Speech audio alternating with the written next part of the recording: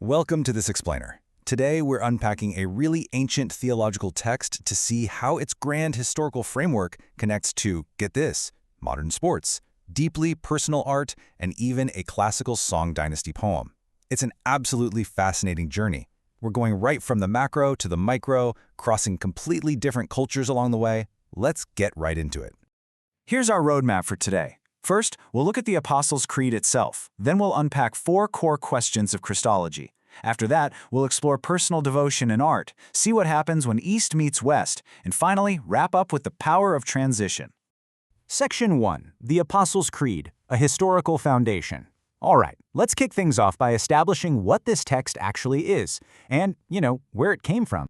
So, fun fact right off the bat, despite the name, this wasn't actually written by the 12 apostles sitting around a table together. Instead, it developed incredibly organically over hundreds of years from their teachings. We actually see its embryonic form appearing way back around the 2nd century. From there, it gradually evolved into a unified, definitive confession of faith. The complete text, the one we know today, that was finally cemented around the 7th or 8th century. Now, the crucial thing to understand here is that this text didn't just exist for the sake of high-minded theology. Not at all. It served 3 extremely practical purposes for the early church. First up, it standardized baptismal declarations. It gave people a very clear, public way to confess their faith. Second, it was just an incredibly efficient tool for teaching new believers the core truths systematically. And third, it created firm boundaries to counter heresies, literally defining exactly what Orthodox believers accepted and, just as importantly, what they rejected. Moving right along to Section 2, 4 questions of Christology, systematic theology unpacked. So, to really grasp the theology itself, we can break it down Socratic style. We're going to ask 4 core questions about Jesus Christ as presented in our source material. First up, we absolutely have to ask the most fundamental question of this entire theological framework. Who exactly is he? According to the text, he is fully God and fully man, operating within this fascinating divine division of labor in the Trinity. Think of it like this. The Father prepares salvation, the Son accomplishes the redemption, and the Spirit actually applies it. This brilliantly illustrates why a mediator is so necessary. As the source explains, if he weren't God, he couldn't truly save humanity, right? But on the flip side, if he weren't man, he couldn't truly substitute for us. He literally has to be both. Okay, so now that we know who he is, we move on to the highly personal second question. What has he actually done for me? Beyond the historical events of his birth, death, and resurrection, the Creed outlines what's called a threefold office. Basically, he functions as a prophet who reveals truth, a priest who actually offers himself as a sacrifice to bear sins and reconcile humanity back to God, and finally, a king who rules and protects believers, bringing them safely into his kingdom. Well, that covers the past, which naturally brings us right to our third Socratic question. What is he doing right now, in the present day? The text makes it very clear that he didn't just act in the past. Actually, he is currently sovereign over all things, seated at the right hand of God. He's actively interceding for believers, providing this incredible all-encompassing presence. We're talking leading ahead, protecting behind, watching above, sustaining below, and accompanying right beside you. And finally, looking toward the horizon, we hit our 4th and final question. What will he do in the future? The Creed is fundamentally forward-looking. It asserts that he will return in glory to judge everyone, the living and the dead. But importantly, it also promises a massive reward. It speaks of granting a crown of righteousness to those who have faithfully run their race and fought the good fight.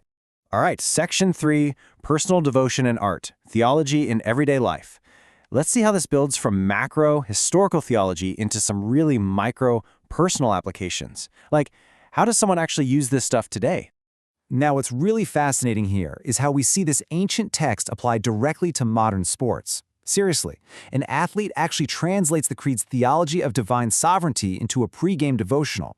So instead of focusing on personal glory or hyping up their own strength, this athlete uses this exact framework to shift their mindset.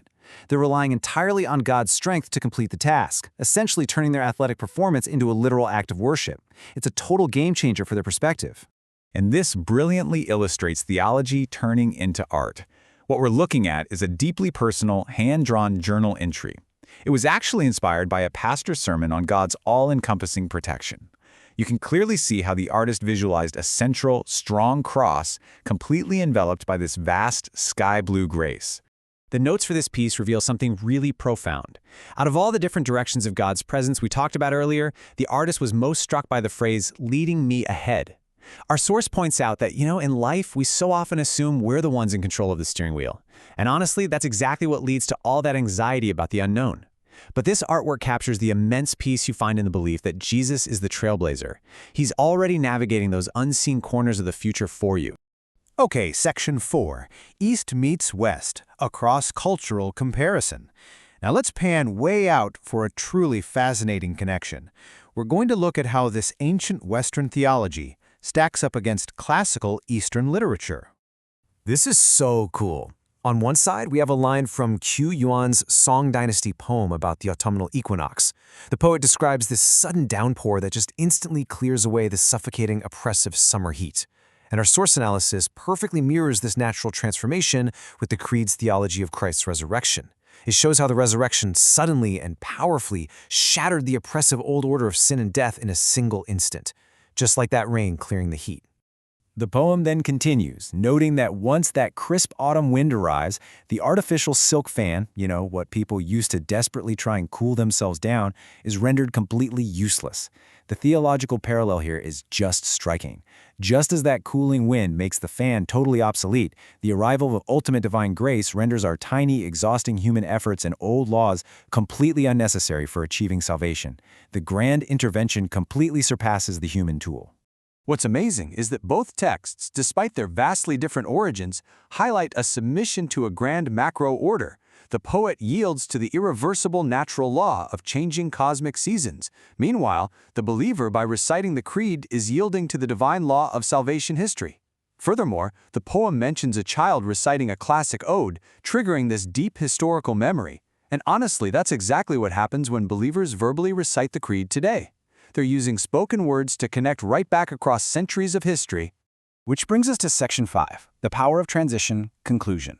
Bringing all of these threads together leads us to a really powerful final thought. This beautifully ties our entire explainer together. It shows that whether you're just observing the inevitable turn of nature's seasons or deeply reflecting on your own spiritual journey, humanity is constantly witnessing a power far, far beyond itself. And in both spheres, true peace doesn't come from frantically gripping the steering wheel. It comes from trusting the macro order of the one who is leading us forward. So, I want to leave you with this to ponder today.